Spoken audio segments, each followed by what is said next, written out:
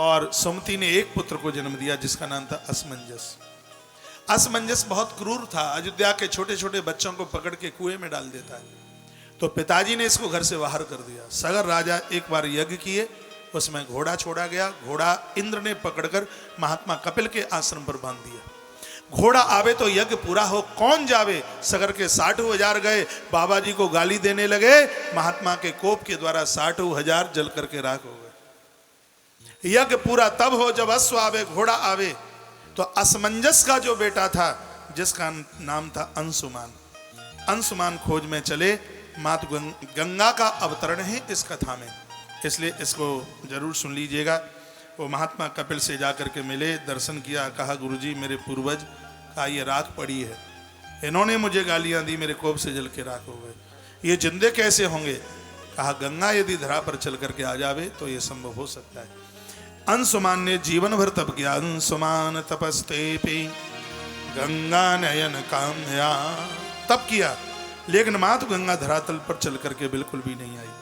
उनके पुत्र हुए जिनका नाम है दिलीप। दिलीप तत्सुता भक्ता काल में ईवान। दिलीप ने तपश्चर्या करी, गौ माता नंदिनी की सेवा करी थी। इनको संतान नहीं थी, इन्होंने नंदिनी की सेवा करी और माता नंदिनी की कृपा से इनको एक पुत्र हुआ जिसका नाम था भगीरथ।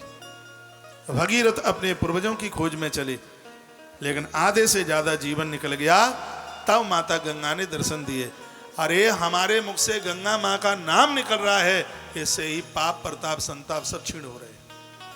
ऐसा से पुराण में लिखा, गंगा गंगेत ब्रूयातम, गंगा नहा लेना तो बहुत बड़ी बात है, यदि मुख से गंगा मैया का नाम भी निकल जाए तो पाप जल के राख हो जाते हैं। हमें तो गंगा की महिमा सुनने को मिल रही है।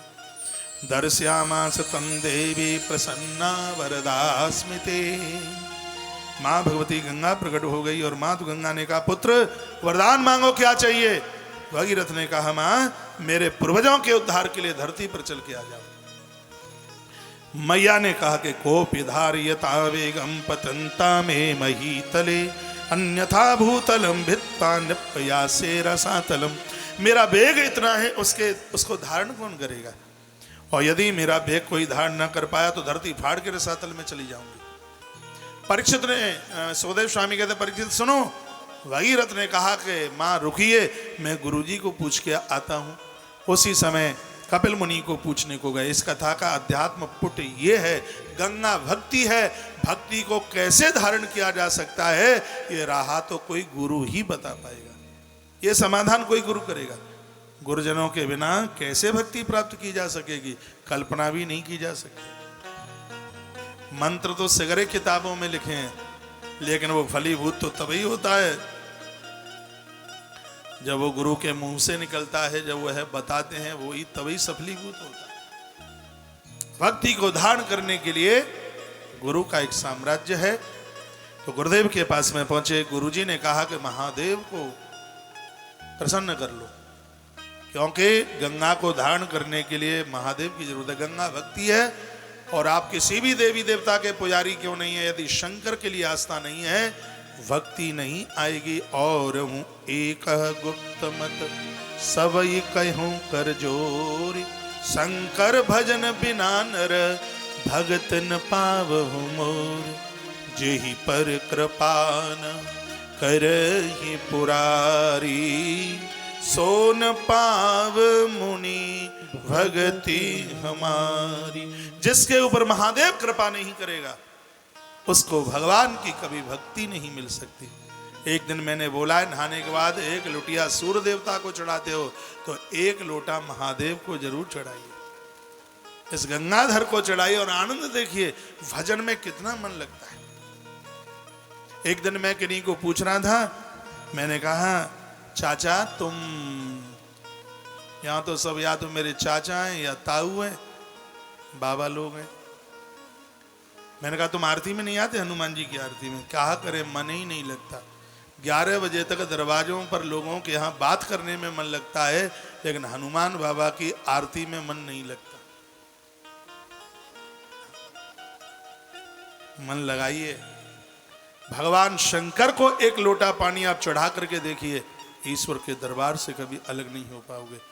ये शंकर की महिमा है, ये भगवान महादेव की बड़ी विशेषता है।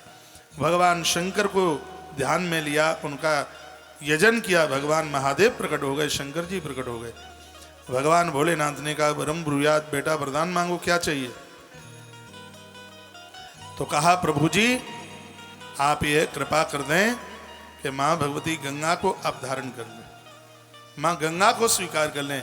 आज भगवान शंकर ने अपनी जटाएं खोली, गंगा ब्रह्मा के कमंडल से कड़कड़ की आवाज करती हुई महादेव की जटाओं में चल करके आई। नाम हो गया, बोले जटा शंकरी महारानी की जय हो। नाम जटा शंकरी हुआ। कई दिन हो गए थे शिव की जटाओं में गंगा को।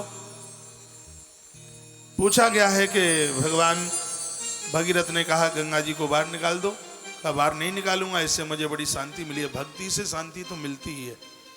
तो भगीरथ ने कहा तुम्हारी शांति के लिए हमारी 3 पीढ़ी पधार गई होंगी, आप गंगा जी को बाहर निकाल दो। तब भोलेनाथ ने कहा मैं देखता हूं ना कि इसका कितना बेग है। सोच रही थी, कहती थी कि मेरा बेग कौन धारण करेगा। भगीरथ ने कहा वो तुम्हारी दोनों की आपस की लड़ाई है, मुझे पूर्वजों का उद्धार करना है, गंगा जी को बाहर निकालिए। और उसी समय जैसे ही अपनी जटाओं को महादेव ने निचोड़ा है, किल किल कलरव की आवाज करती हुई माँ गंगा पृथ्वी पर चल करके आ गई है। गंगा जी ने इस मृत्यु लोक का पहला स्थान छुआ, उसको आज गंगोत्री के नाम से जानते हैं। उत्तराखंड में स्थान गंगोत्री के नाम से है। मानवीय जीवन मिला है तो इस स्थान का दर्शन जरूर कीजिए। जिस स्थान पर भगीरथ राजा ने तप किया वो स्थान भी आज वहां पर